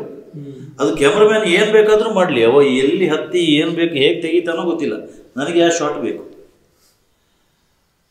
ರಾಜೇಂದ್ರ ಸಿಂಗ್ ಬಾಬು ಅವರು ಅಂದರೆ ಒಂದು ಶಾಟಿಗೆ ಮೊದಲೇ ಅಷ್ಟು ವರ್ಕ್ ಮಾಡಿರ್ತಾರೆ. ಹೌದು, ಖಂಡಿತ. ಮತ್ತು ಅವರೆಲ್ಲ ಕ್ರಿಯೇಟಿವಿಟಿ ನಿರ್ದೇಶಕರು. ನಿರ್ದೇಶಕರಿಗೆ ಯಾವಾಗಲೂ ಕ್ರಿಯೇಟಿವಿಟಿ ಬೇಕು. ಅಲ್ಲೊಂದು ಬಲೆ ಕಟ್ತಾ ಇದೆ, ಅದನ್ನು ನಾವು ಎಲ್ಲಿ ಯೂಸ್ ಮಾಡ್ಬೋದು. ಒಂದು ಜೇಡ್ರ ಅಲ್ಲಿ ಬಲೆ ಶೂಟಿಂಗ್ ಆಗ್ತಾ ಇದೆ, ಅಲ್ಲಿ ಒಂದು ಜೇಡ ಬಲೆ ಕಟ್ತಾ ಇದೆ, ಅದನ್ನು ನೀವು ಶೂಟ್ ಮಾಡಿ ಯಾಕೆ ಅದೆಲ್ಲಾದ್ರೂ ಯೂಸ್ ಮಾಡುವ. ಅದನ್ನು ನಿರ್ದಿಷ್ಟ ಸ್ಥಳದಲ್ಲಿ ಯೂಸ್ ಮಾಡ್ತಾರೆ ಅವರು. ಅಂದರೆ ಅದ ಒಂದು ಘಟನೆಯನ್ನು ಆ ಮೂಲಕ ಹೇಳ್ಬೋದು. ಅದು ನಿರ್ದೇಶಕನ ಕ್ರಿಯೇಟಿವಿಟಿ. ಅದಕ್ಕೆ ಬರುವಂಥದ್ದು ಈ ಪ್ರಶಸ್ತಿಗಳೆಲ್ಲ. ಆಮೇಲೆ ಜನಗಳಿಗೆ ಈಗ ಅಂಥದ್ದೇ ಈಗ ಬೇಕು. ಮೊದಲು ಒಂದು ಕಾಲ ಇತ್ತು, ಕಾದಂಬರಿಗಳು ಸಿನಿಮಾ ಆಗ್ತಾಯಿದ್ವು. ಆಮೇಲೆ ಅದೊಂದೊಂದು ಯುಗ. ಮಾಟ ಮಂತ್ರದ ಮೇಲೆ ಸಿನಿಮಾ ಆಯಿತು, ಪ್ರೇಮ ಯುಗ ಶುರುವಾಯಿತು, ನಾಗನ ಯುಗ ಶುರುವಾಯಿತು, ಈಗ ಕಾಮಿಡಿ ಯುಗ ಬಂತು. ಈಗ ಹಳೆಯ ಕಾಲಕ್ಕೆ ಹೋಗಿದ್ದೇವೆ ನಾವು. ಈಗ ಒಂಥರ ಜನಗಳು ಎಂಟರ್ಟೈನ್ಮೆಂಟ್ ಅನ್ನ ಜಾಸ್ತಿ, ಈಗ ಕಾಮಿಡಿ ಪಿಕ್ಚರ್ಗಳಾಗಿರ್ಬೋದು. ಹೌದು, ಅಂದರೆ ಕಾಮಿಡಿ, ನಾನು ಹೇಳೋದು ಕಾಮಿಡಿ ಬೇಕು ಜನಗಳಿಗೆ. 24 ಗಂಟೆ ಮನಸ್ಸು ಅಳ್ತಾ ಇರುವವನಿಗೆ ಟೆನ್ಷನಲ್ಲಿ, ಅವನು ಯಾವತ್ತೂ ಟೆನ್ಷನಲ್ಲೇ ಇರುವವನು ಸ್ವಲ್ಪ ನೆಗಡಬೇಕು. ಆದರೂ ಅದಕ್ಕೆ ಈ ನೆಗಡುವಲ್ಲಿಯೂ ಅರ್ಥ ಇರಬೇಕು ಅಂತ. ನಾವು ಒಂದು ಸಿನಿಮಾದ ಕಡೆಯ ಭಾಗದಲ್ಲಿ ಯಾವುದಾದ್ರೂ ಒಂದು ಮೆಸೇಜ್ ಸಮಾಜಕ್ಕೆ ನಾವು ಕೊಡಬೇಕು.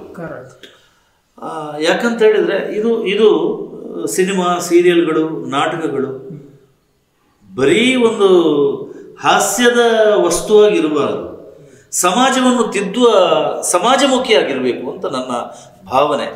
ಯಾಕಂತ ಹೇಳಿದರೆ ಈ ಪೇಪರು, ಸಿನಿಮಾ, ನಾಟಕ ಇದೆಲ್ಲ ಸಮಾಜವನ್ನು ತಿದ್ದುವ ಅವಕಾಶ ಇದಕ್ಕೆ ತುಂಬ ಇದೆ. ಯಾಕಂತ ಹೇಳಿದರೆ ಕೆಲವರು ನಮ್ಮನ್ನೇ ಫಾಲೋ ಮಾಡುವವರು ಇರ್ತಾರೆ. ಕೆಲವರು ಅಂಥ ತುಂಬ ಜನಗಳನ್ನು ನಾನು ನೋಡಿದ್ದೇನೆ. ಹಾಗಾಗಿ ನಾನು ಹೇಳುವಂಥದ್ದು, ಏನಾದರೂ ಒಂದು ಸಮಾಜಕ್ಕೆ ಸಂದೇಶ ಕೊಡುವಂತಹ ಸಿನಿಮಾಗಳು, ಧಾರಾವಾಹಿಗಳು, ನಾಟಕಗಳು ಬಂದರೆ ಉತ್ತಮ ಅಂತ ನನ್ನ ಅಭಿಪ್ರಾಯ. ನನಗೆ ಅನ್ನಿಸುವುದೇನು ಅಂತ ಹೇಳಿದರೆ, ಎಷ್ಟೋ ಜನ ಹೇಳೋದುಂಟು ಒಳ್ಳೆ ಸಿನಿಮಾಗಳು ಓಡುವುದಿಲ್ಲ ಅಂತ. ಹಾಗಿಲ್ಲ ಅಂತ. ಕೆಲವು ಒಳ್ಳೆ ಸಿನಿಮಾಗಳು ಖಂಡಿತವಾಗಿ ಓಡ್ತವೆ. ಆ ಕತೆ ಎಷ್ಟು ಭಾರದ ಇದೆ, ಅದಕ್ಕೆ ಎಷ್ಟು ವೆಯ್ಟ್ ಇದೆ, ಅದು ಇಂಪಾರ್ಟೆಂಟ್ ಆಗ್ತದೆ ಅಂತ. ಅದೇ ನಾವು ಏನು ಕಂಟೆಂಟ್ ಕೊಡ್ತೇವ ಅದು ಜನಗಳಿಗೆ ಮುಟ್ಟಬೇಕು ಅಂತ. ನಾವೀಗ ನೋಡಿ, ನಾನು ಹೇಳಿದೆ, ಈಗ ನಿಮಗೆ ಒಂದು ಜೇಡರದು ನಾನು ಹೇಳಿದೆ, ಅದನ್ನು ನಾವು ಎಲ್ಲೆಲ್ಲಿ ಹಾಕಿದರೆ ಅದಕ್ಕೆ ಬೆಲೆ ಇಲ್ಲ. ನಾವು ಮತ್ತೆ ಕಲಾವಿದರ ಮೇಲೆಯೂ ಬರ್ತದೆ ಕೆಲವು ಸಿನಿಮಾಗಳು. ಈಗ ನಾನೊಂದು ಪ್ರೊಡ್ಯೂಸ್ ಮಾಡುವಾಗ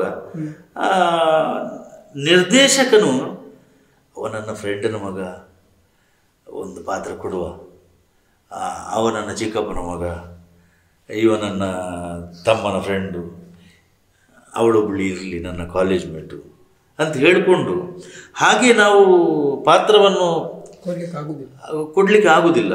ಆ ಪಾತ್ರಕ್ಕೆ ನಾವೀಗ ನಮ್ಮ ಒಂದು ಸಿನಿಮಾದಲ್ಲಿ ಇಷ್ಟು ಪಾತ್ರ ಇದ್ದರೆ ಆ ಪಾತ್ರಕ್ಕೆ ಜೀವ ಕೊಡುವ ನಟರು ಯಾರಿದ್ದಾರೆ ಅವರನ್ನು ನೀವು ಹೆಕ್ಕಿ ತೆಗಿಬೇಕು. ಯಾಕಂತೇಳಿದರೆ ಒಬ್ಬ ಪ್ರೊಡ್ಯೂಸರು ಎಲ್ಲಿಂದಲೋ ತಂದ ಹಣವನ್ನು ಹಾಕೋದಲ್ಲ, ಅವನು ಬೆವರು ಸುರಿಸಿ ಕಷ್ಟಪಟ್ಟು ದುಡಿದ ಹಣವನ್ನು ಒಂದು ಸಿನಿಮಾ ರಂಗಕ್ಕೆ ಹಾಕ್ತಾರೆ. ಅದರಿಂದ 100 ಕುಟುಂಬಗಳಿಗೆ ಒಳ್ಳೆಯದಾಗ್ತದೆ, ಅನ್ನ ತಿಂತಾರೆ, ಅನ್ನದಾತಾವ. ಆದರೆ ಈ ಸಿನಿಮಾದಲ್ಲಿ ಹಾಕಿದ ಹಣಕ್ಕೆ ಮೋಸ ಆಗದಂತೆ ನೋಡಿಕೊಳ್ಳುವುದು ನಿರ್ದೇಶಕನ ಕರ್ತವ್ಯ. ಹಾಗಾಗಿ ಸಿನಿಮಾ ಮಾಡುವಾಗ ಆ ಪಾತ್ರಕ್ಕೆ ಜೀವ ತುಂಬುವ ಯಾವ ನಟರಿದ್ದಾರೆ ಅವರನ್ನು ನೀವು ಹಾಕಿ. ತುಂಬ ಒಳ್ಳೆಯ ವಿಚಾರವನ್ನು ಹೇಳಿದೆ. ಹಾಗೆ ನಿಮ್ಮ ಕನ್ನಡ ಚಿತ್ರರಂಗದ ಪಯಣ ಹೇಗೆ? ಕನ್ನಡ ಚಿತ್ರರಂಗಕ್ಕೆ ನಾನು ಪ್ರಥಮವಾಗಿ ಕನ್ನಡ ಚಿತ್ರರಂಗದಲ್ಲಿ ಆ್ಯಕ್ಟ್ ಮಾಡಿದ ಸಿನಿಮಾ ಅಂತ ಹೇಳಿದರೆ ನಿಮಗೆ ಒಂದು ಪ್ರೀತಿಯ ಕತೆ, ರಾಜಶೇಖರ್ ರಾವ್ ಅವರದು ನಕ್ಸಲೇಟ್ ಕತೆ. ಅದರಲ್ಲಿ ನಕ್ಸಲೇಟ್ ಪಾತ್ರ ಮಾಡಿದ್ದೆ. ಆಮೇಲೆ ಮನ್ಮಥ ಯಜ್ಞೇಶ್ ಅವರದು. ಹಾಗೆ ಮತ್ತೆ ಸ್ಟಾರ್ಟ್ ಆಯಿತು ಒಂದು, ಈಗ 23 ಕನ್ನಡ ಚಿತ್ರ ಆಯಿತು. ಒಂದು 32 ತುಳು ಸಿನಿಮಾ ಆಯಿತು. ಸೊ ನಿಮ್ಮ ಪ್ರಕಾರ ಎಲ್ಲರೂ ಹೇಳ್ತಾ ಇರುವಂಥ ಒಂದು ವಿಷಯ ಏನಂತ ಹೇಳಿದ್ರೆ ಕನ್ನಡ ಮತ್ತು ತುಳು ಚಿತ್ರರಂಗಕ್ಕೆ ಥಿಯೇಟರ್ಗಳು ಸಿಗ್ತಾ ಇಲ್ಲ ಅಂತ, ಇದಕ್ಕೇನು ಹೇಳ್ತೀರಿ? ಅದೊಂದು ದೊಡ್ಡ ಸಮಸ್ಯೆ. ಕನ್ನಡ ಚಿತ್ರಕ್ಕೂ ಕೆಲವುಗಳಿಗೆ ಸಿಗಬಹುದು, ಆದರೆ ತುಳು ಚಿತ್ರರಂಗದ ದುರಂತ ಸಮಸ್ಯೆ ಅಂದರೆ ಅದೇ. ಮೇಯ್ನ್ ಏನಂತ ಹೇಳಿದರೆ ಇದೇ, ನಾನು ಆಗ ಹೇಳಿದೆ ಅಲ್ಲ, ಸಿನಿಮಾ ಓಡೋದಿಲ್ಲ, ಹಾಕಿದ ಹಣ ಬರುವುದಿಲ್ಲ. ಹಣ ಬರೋದಿಲ್ಲ, ಹೇಗೆ ಬರೋದು? ನಾವು ಇಂಥ ಸಮಸ್ಯೆಗಳನ್ನು ಮಾಡಿಕೊಂಡ್ರೆ ಹೇಗೆ ಬರೋದು? ಬರುತ್ತೆ. ನಾವು ಟ್ಯಾಕಿಸ್ಗಳು ಸರಿಯಾಗಿ ಸಿಗ್ತಾ ಇಲ್ಲ. ಟ್ಯಾಕಿಸ್ಗಳು ಸರಿಯಾಗಿ ಸಿಗ್ತಾ ಇಲ್ಲ ಯಾಕೆ ಅಂತ ಹೇಳಿದರೆ ಅದರಲ್ಲಿ ಯಾವ ಮುಖವು ಸರಿಯಾಗಿ ಇರುವುದಿಲ್ಲ. ಜನಗಳು ಎಕ್ಸ್ಪೆಕ್ಟ್ ಮಾಡುವ ಮುಖ, ಒಬ್ಬ ಯಾರು ಸಿನಿಮಾ ಮಾಡಿದರೆ ಸಾಲದು, ಅದನ್ನು ವಿತರಣೆ ಮಾಡಬೇಕಲ್ಲ. ಆ ವಿತರಕ ನೋಡುವುದು ಅದರಲ್ಲಿ ಯಾವ ಮುಖಗಳಿವೆ ಅಂತ, ಅದು ಇಂಪಾರ್ಟೆಂಟ್ ಆಗ್ತದೆ. ಹಾಗೆ ಕೆಲವರು ಇದ್ದಾರೆ, ಮುಖಗಳಿಗೋಸ್ಕರ ಪಾತ್ರವನ್ನು ಮಾಡ್ತಾರೆ. ಜಿಪ್ಪಡ ಅಂಥವರು ಇದ್ದಾರೆ. ಏನು ಮಾಡೋಣ? ನಾವು ಕಲಾವಿದರು ಹೊಟ್ಟೆಪಾಡಿಗೆ ನಮಗೆ ಕೊಟ್ಟ ಪಾತ್ರವನ್ನು ನಾವು ಯಾವ ಪಾತ್ರವನ್ನಾದರೂ ಮಾಡಲೇಬೇಕು. ಕೆಲವಾರು ಪಾತ್ರಗಳಿವೆ, ನಾನು ಕೆಲವರಿಂದ ಬೈಗಳು ತಿಂದಿದ್ದೀನಿ. ಏನು ದಯಮಂತೀನಿ, ನಾನು ಹೇಳೋದುಂಟು, ನಾನು ಕಲಾವಿದ, ನಿರ್ದೇಶಕ ಯಾವ ಪಾತ್ರ ಕೊಡ್ತಾನೆ ಅದನ್ನು ನಾನು ಮಾಡೋ ನನ್ನ ಕರ್ತವ್ಯ. ಹಾಗೆ ಕಲಾವಿದರಿಗೆ ತಾಳ್ಮೆ ಇಂಪಾರ್ಟೆಂಟ್. ಖಂಡಿತ. ಮೊದಲು ನನಗೆ ತಾಳ್ಮೆ ಇರಲಿಲ್ಲ. ಮೊದಲು ನಾನು ತುಂಬ ಮುಂಗೋಪಿಯಾಗಿದ್ದೆ. ಹೀಗೆ ತುಂಬ ತಾಳ್ಮೆ ಕಲ್ತ್ಕೊಂಡಿದ್ದೆ. ಅದು ತುಂಬ ಅಗತ್ಯ ಅಂತ. ಯಾಕಂತ ಹೇಳಿದ್ರೆ ಅವರು ಅಷ್ಟು ಶಾರ್ಟ್ಗಳನ್ನು ಹೇಳುವಾಗ ಅಲ್ಲ, ಅದರಲ್ಲಿ ಅಂತ ಇಲ್ಲ, ಅದರಲ್ಲಿ ನಮಗೆ ಏನು ಮುಂಗೋಪು ಇರಲಿಲ್ಲ. ಬಟ್ ಸೆಟ್ಟಲ್ಲಿ ಈಗ ನಾವೆಲ್ಲ ಕಲ್ತ್ಕೊಂಡಿದ್ದೀವಿ. ಕೆಟ್ಟ ಮೇಲೆ ಬುದ್ಧಿ. ಹಾಗಾಗಿ ಹೊಸದಲ್ಲೆಲ್ಲ ಗೊತ್ತಿರಲಿಲ್ಲ ಇಂಡಸ್ಟ್ರಿಯ ಬಗ್ಗೆ. ಮತ್ತು ನಾವೀಗ ಕನ್ನಡ ಚಿತ್ರರಂಗ ಆ ಕಡೆ ಈ ಕಡೆ ಎಲ್ಲ ಹೋಗಿ ಎಲ್ಲ ವಿಷಯ ತಿಳ್ಕೊಂಡಿದ್ದೀವಿ. ನಮ್ಮ ನಾಗಕನ್ನಿಗೆ ಶೂಟಿಂಗ್ ಆಗ್ತಿದ್ದಿದ್ದು ರಾಮೋಜಿರಾವ್ ಸ್ಟುಡಿಯೋ ಆಂಧ್ರ. ಅಲ್ಲಿ ನಾವು ಹೋದರೆ ಒಂದೊಂದು ತಿಂಗಳು ಅಲ್ಲೇ ಇರ್ತಿದ್ವಿ. ಆವಾಗೆಲ್ಲ ನೋಡ್ತಾ ಇದ್ವಿ ಹೇಗೆ ಸಿನಿಮಾಗಳು ಹೇಗೆ, ಅದನ್ನೆಲ್ಲ ತುಂಬ ನಾವು ಜೀವನದಲ್ಲಿ ಅಳವಡಿಸ್ಕೊಂಡಿದ್ದೀವಿ. ಒಂದು ಮುಖ್ಯವಾದ ಪ್ರಶ್ನೆ ಸರ್, ಈ ಕಲಾವಿದ ಆಗಬೇಕು ಅಂತಾದರೆ ಅವನು ಯಾವೆಲ್ಲ ಗುಣಗಳನ್ನು ಹೊಂದಿರಬೇಕು? ಹೇಗೆ ಈ ಒಂದು ಸಿನಿಮಾ ಇಂಡಸ್ಟ್ರಿಗೆ ಅವನು ಬರಬೇಕು ಅಂತ ಹೇಳೋದು ನಿಮ್ಮ ಅನಿಸಿಕೆ? ಕಲಾವಿದ ಯಾರಿಗೆ ಬೇಕಾದರೂ ಆಗ್ಬೋದು, ಆದರೆ ಅವನಿಗೆ ಶ್ರದ್ಧೆ ಬೇಕು. ತಾನು ಮಾಡುವ ಯಾವ ಕೆಲಸ ಇದೆ, ಯಾವ ಪಾತ್ರ ಇದೆ, ಅದರಲ್ಲಿ ಅವನಿಗೆ ಶ್ರದ್ಧೆ ಮುಖ್ಯ. ನಾನು ಮೇಲೆ ಬರಬೇಕು ಇದರಲ್ಲಿ ಏನಾದರೂ ಸಾಧನೆ ಮಾಡಬೇಕು ಎನ್ನುವ ಹಸಿವು ನಮ್ಮಲ್ಲಿ ಬರಬೇಕು. ಒಟ್ಟಾರೆಯಾಗಿ ಮಾಡಿದರೆ ಆಯ್ತಪ್ಪ ಅದಿದ್ದರೆ ಅವನಷ್ಟೇ. ಜನಗಳಿಗೆ ನಾವು ಏನು ಬೇಕು ಅದನ್ನು ನಾವು ಕೊಟ್ಟರೆ ಅವರ ಆಶೀರ್ವಾದವೂ ನಮಗೆ ಸಿಗ್ತದೆ. ನೆಕ್ಸ್ಟ್ ನಮ್ಮ ಹತ್ರ ಕೇಳ್ತಾರೆ ಮುಂದಿಂದು ಯಾವುದು ಅಂತ. ಇಲ್ಲದಿದ್ರೆ ಅವನ ಅಂಚನೆ ಹಾಗೆ ಹೇಳ್ತಾರೆ. ಹಾಗೆ ನಿಮಗೆ ನಿಮ್ಮ ನಟನೆಯನ್ನು ನೋಡಿ ಯಾರಾದರೂ ಒಬ್ರು ಒಂದು ಘಟನೆ ಏನಾದ್ರು ನಡೆದಿದೆ, ಒಂದು ಖುಷಿಯ ವಿಚಾರವನ್ನು ಹಂಚಿ ತುಂಬಾ ಇರ್ಬೋದು ಅದರಲ್ಲಿ. ಘಟನೆ ಅಂತ ಹೇಳಿದ್ರೆ ನಮ್ಮ ನಾಟಕದಲ್ಲಿ ಜಾಸ್ತಿ. ನಾಟಕದಲ್ಲಿ ಒಂದ್ಸಲ ಒಂದು ಅಜ್ಜಿ ನನಗೆ ಕಲ್ಲು ಬೀಸಾಡಿದೆ. ಒಂದು ಮಂಗಲ್ಯ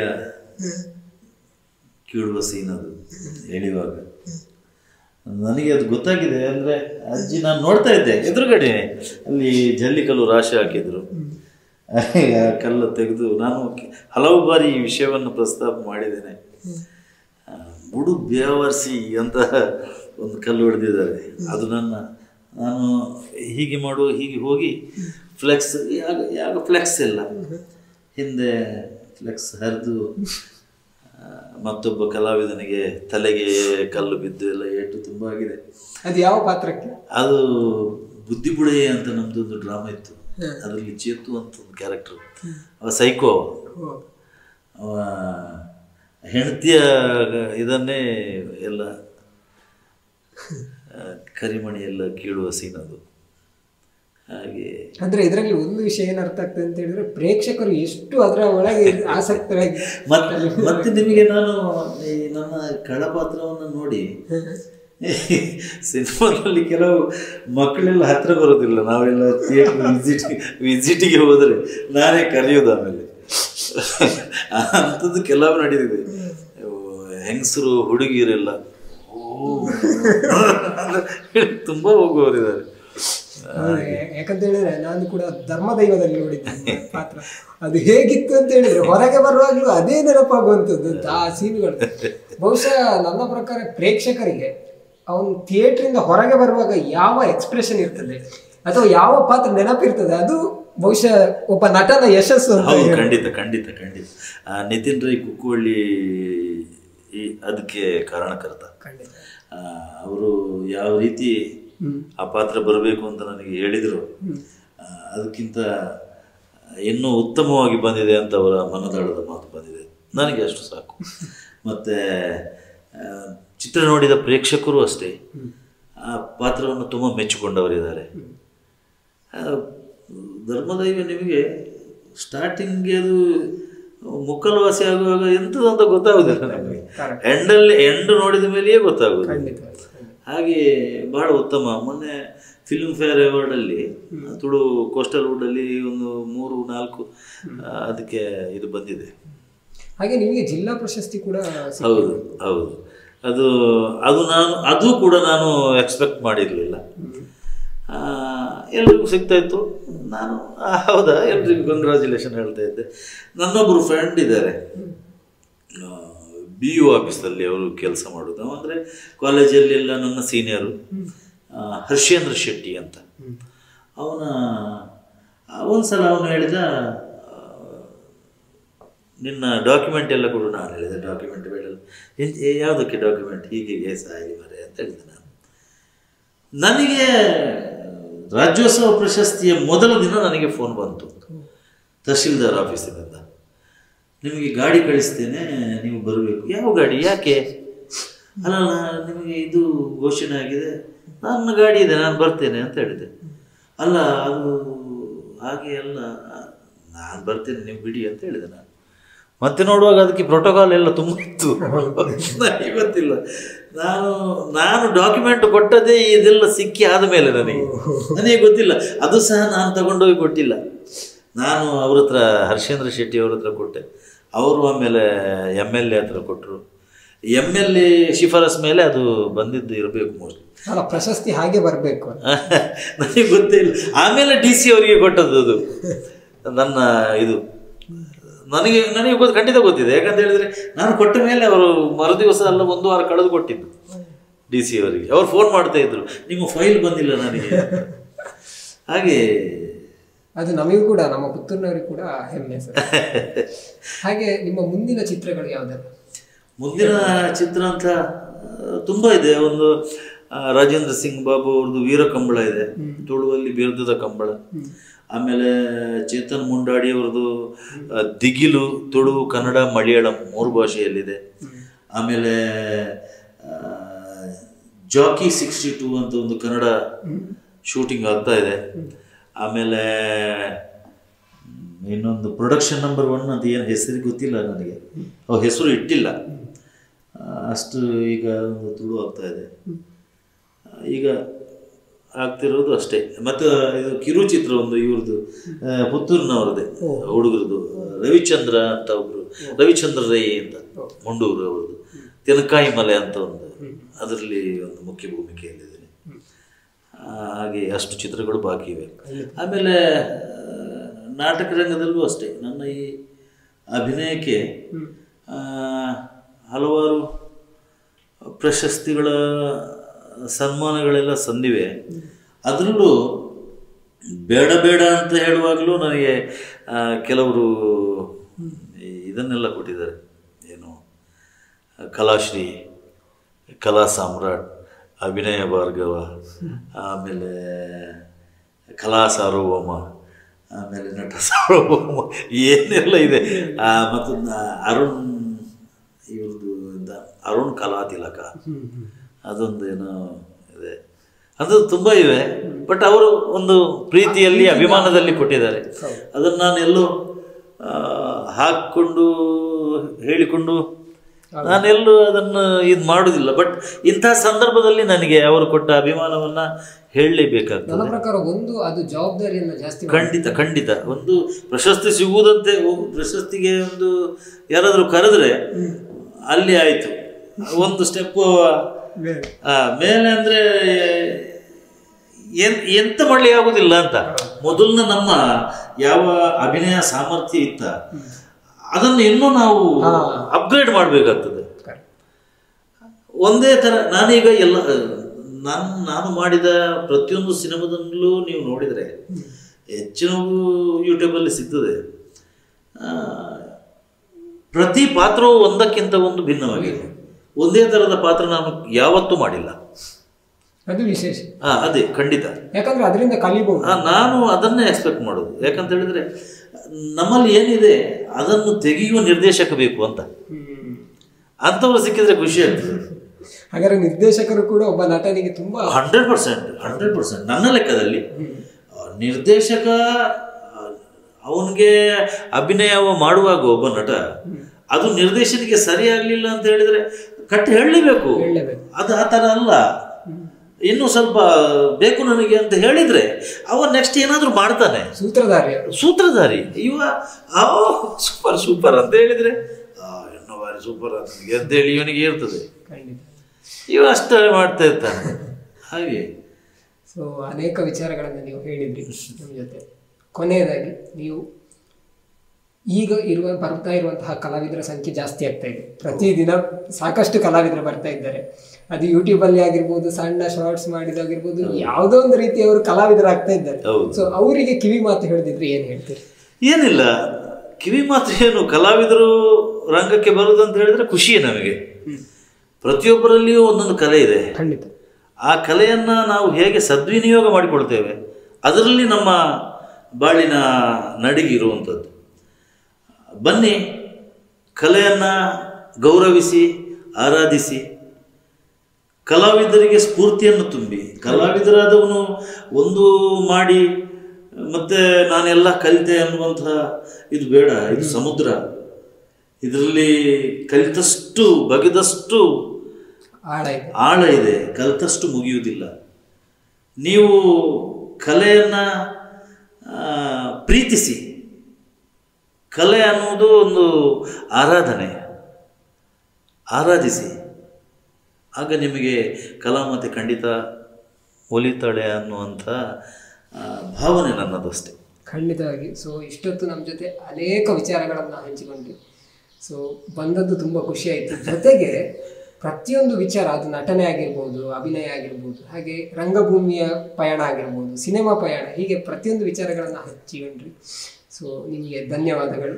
ಹಾಗೆ ನಿಮ್ಮ ಕಲಾ ಪಯಣ ಇನ್ನಷ್ಟು ಮುಂದುವರಿಲಿ. ನಾವು ಇನ್ನೂ ಅನೇಕ ಸಿನಿಮಾಗಳಲ್ಲಿ ನಿಮ್ಮನ್ನು ನಾವು ಕಾಣುವಂತೆ ಆಗಲಿ ಅಂತ ಆಶಿಸ್ತೇವೆ ಸರ್. ಖಂಡಿತ. ನಿಮ್ಮ ಮೀಡಿಯಾ, ಓಜಸ್ ಮೀಡಿಯಾ, ಇದಕ್ಕೂ ಇದರ ಎಲ್ಲ ವೀಕ್ಷಕ ಬಂಧುಗಳಿಗೂ ನನ್ನ ಪ್ರೀತಿಯ ಅಭಿನಂದನೆಗಳು, ಪ್ರೀತಿಯ ನಮಸ್ಕಾರಗಳು. ಈ ಮೀಡಿಯಾವನ್ನು, ನನ್ನನ್ನು ನೀವು ಹೀಗೆಯೇ ಪ್ರೀತಿಸಿ ಗೌರವಿಸಿ ಮುಂದಿನ ದಿನಗಳಲ್ಲಿ ಇದಕ್ಕೆ ಇನ್ನೂ ಹೆಚ್ಚಿನ ಯಶಸ್ಸನ್ನು ನಿಮ್ಮ ಅಭಿಮಾನದಿಂದ, ನಿಮ್ಮ ಆಶೀರ್ವಾದದಿಂದ ಲಭಿಸಲಿ. ಮಹಾಲಿಂಗೇಶ್ವರನ ಅನುಗ್ರಹ ಇರಲಿ ಅಂತ ಹಾರೈಸ್ತೇನೆ. ಎಲ್ರಿಗೂ ನಮಸ್ಕಾರ. ನಮಸ್ತೆ.